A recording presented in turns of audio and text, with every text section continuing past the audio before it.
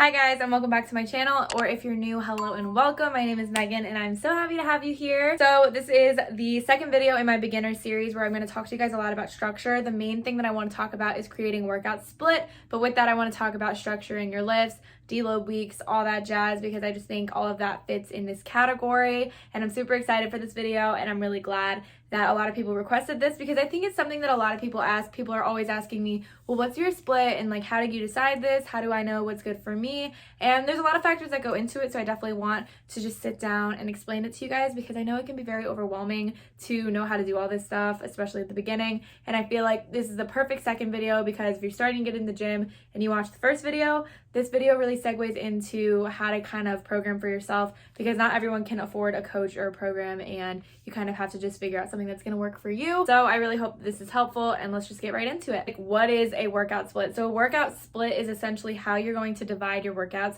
throughout the week. So there's tons of different ways that you can make a split. So you can have a push-pull split. You can have a revolving upper-lower day, upper-lower day. You can have, if you're more of like a functional or plyometric training kind of person, then you might have a different split for that. The important thing to realize is that splits are very specific to you and your goals, and that's why, yes, I can tell you my split, but our goals might be different, or the way our bodies adapt can be different. And so finding the split that works best for you and your schedule is very important. So I think that there are some important questions to ask yourself when you're starting to build a split. And the first one would be, how many times of the week can I get to that gym? How many times a week can I work out? This is a valid question. I think it's important to realize that we want to make something that we can stick to, and you want to set yourself up for success. If you try to overshoot and you think that you can get to the gym 6 days a week when it's just not realistic for you, then you're going to be really disappointed when that doesn't work out. So it's better to just be more realistic and think, okay, 4 to 5 days a week I can get to the gym. Let's make a 4 to 5 day split. The next thing that you want to think about are, what are your goals with this split? What is your main overall training goal? Obviously, this takes some time to figure out. You might not have main goals right when you're starting out,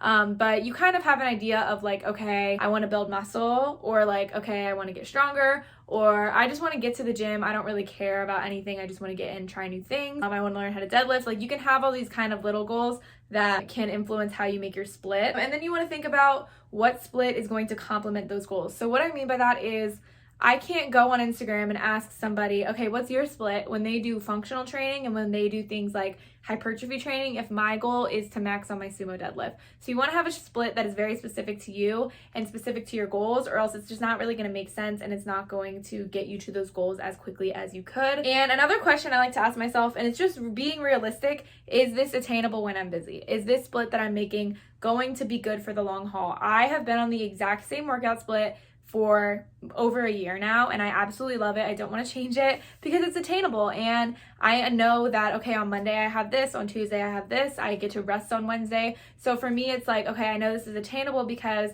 on Wednesdays I have my most classes, so I know that I don't really have time to go to the gym this day. Or okay, on Saturday it's game day, I know I'm not gonna have time to go to the gym this day. So being a little realistic with your split is also very important because you want to still enjoy your life and do the things that you want to do, but you also want to still stay devoted to your goals and show up. And the last thing to think about with your split is there adequate rest time? What does this mean? So essentially, in a nutshell, your muscle fibers make micro tears when you train. So when I go hit legs on Monday, I'm gonna have some small tears and I need time to repair those, so I can't hit legs again on Tuesday.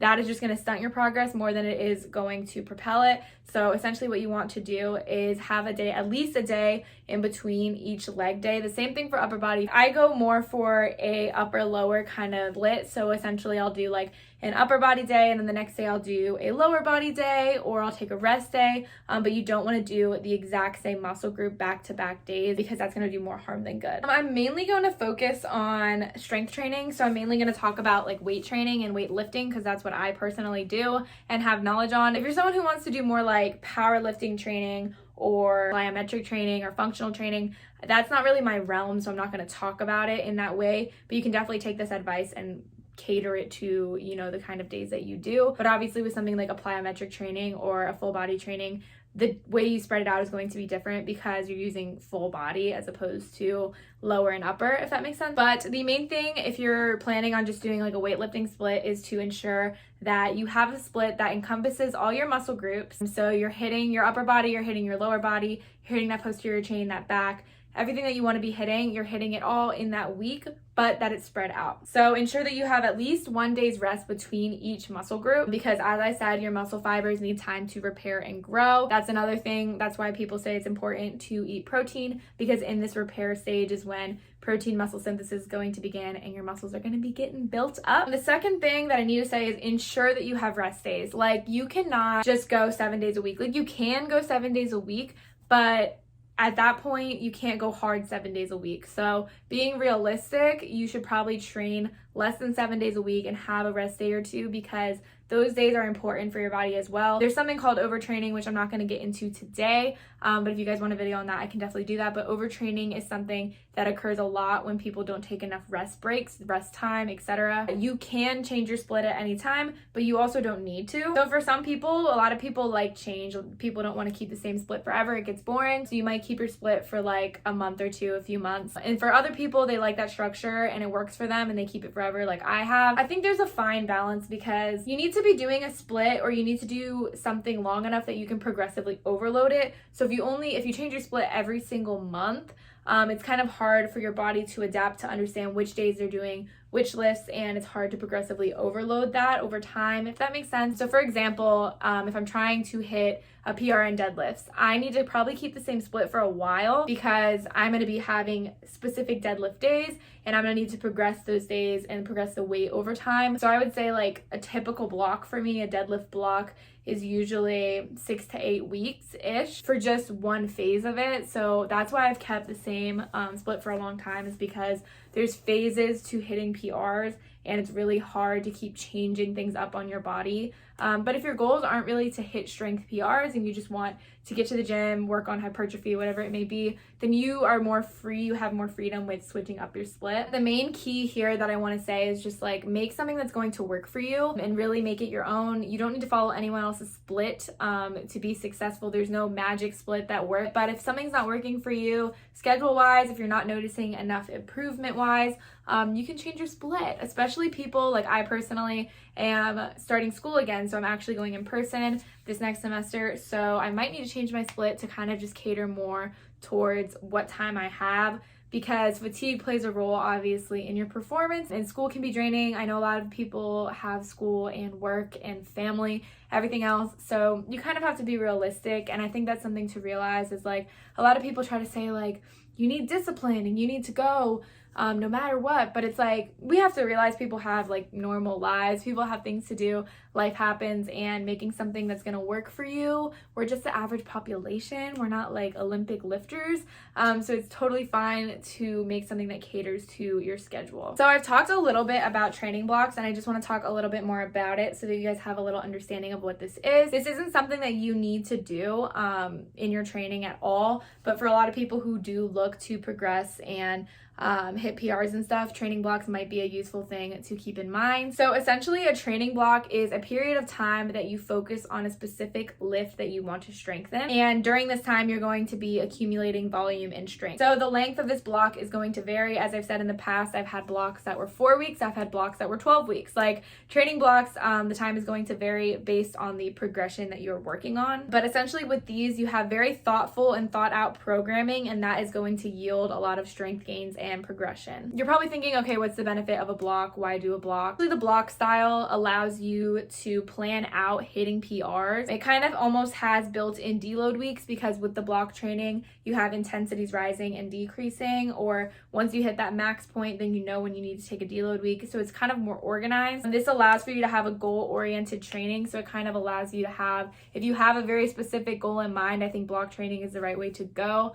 because you need to think it out in order to get there, and you just get to accumulate volume over time. I really am a big fan of block training. Block training and a split come together. So you have your workout split, and then you take block training and then you put it on top. Let's say I go to the gym 5 days a week, and then I decide I want to do a 6-week block. So I'm going to keep my same split, but I'm going to take that block style and I'm going to put it there, and I'm going to think, okay, I know I go to the gym these 5 days a week, so I need to plan out, which days I'm doing what and how I'm going to increase the intensity to get to this goal. So it's just more like thoughtful training, which I think is very important if you're somebody who wants to reach PRs. You can't just show up every week and expect to just like up by 10 pounds. It's just not realistic. So kind of having a really like thought out manner of how you're going to do things is very important. So now with that being said, the last thing that I want to talk about is a deload week. So I feel like people talk about it so much, especially on Instagram, fitness Instagram. People are like, I'm in a deload, but like we say it so casually, we forget people don't understand what that is. But essentially a deload week is decreasing the load. But taking this time to decrease the load on your body helps it to recover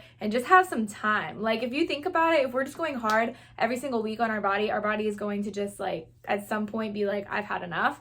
So you really need to think this through and think, okay, if I'm feeling exhausted in my lifts, I'm not performing well, I just hit a PR, I just had a really heavy week, or I've had a lot of stress, or I'm starting to feel like I might get injured. These are all some signs that like, okay, maybe I need to take it easy for the next week. And that's when I would say to implement a deload week. So you're going to reduce your training volume. So that means you're going to reduce, how much weight you're using. You're probably going to reduce sets and reps a little bit, or you might change them up. So if you're decreasing the weight a lot, maybe you'll up some sets and reps, etc. But you're just kind of manipulating your training to put less load on your body. These, I swear, are so crucial, especially for me personally. Like deload weeks have helped me so much. And I feel like taking time to still be active, because you're still going to the gym, you're just decreasing the load, is better than just taking time off, because you're still getting the movement patterns, you're still showing up. And I feel like the next week I always feel stronger because I've just had that time to let my body just take a chill pill. And this is a time where if you're taking it lighter in the gym, really focus on the portions of life that come outside of the gym. So proper rest, proper hydration, sleep, nutrition, everything else, all that plays a role in your performance. So when I take deload weeks, I really focus on these other parts of my life that maybe I've been lacking on as well, so that I can get that in order before I go back into a new block or a new training session or just a new week. So if you're using the training block periodization method, I would 100% implement deload weeks anytime after you've hit a PR, whether that be a 1 rep max or whether that be a rep PR. So if you're hitting, let's say, you used to do 225 and that was your 1 rep max, and now you're hitting it for like 3 reps or 2 reps, whatever it may be. If that happens, or if you just hit your goal for that block, that little block, 100% take a deload week. Or for any of the other reasons I said, your body's fatigued, you haven't been performing well in your lifts, etc. Okay, so I hope that this video was helpful. I definitely am going to do another video kind of talking about a specific workout, how to structure a specific workout. I'm going to do that on its own because I think that has a lot more components to it, and I want to explain that in more depth for you guys. But I hope that this was helpful, and I hope it clarifies a lot about a workout split, because I know that that was a huge burning question that I had at the beginning of my journey. So yeah, I hope this was helpful, and if you guys need clarification, comment down below any questions that you may have, or you guys can message me on Instagram. I always get back to those. Just takes me some time. And definitely let me know what else you guys want to see in this beginner series. I wish I had a series like this when I was a beginner, so I'm really excited to be able to bring this to YouTube, and I hope this was helpful. I love you guys, and I'll see you guys in my next video. Bye.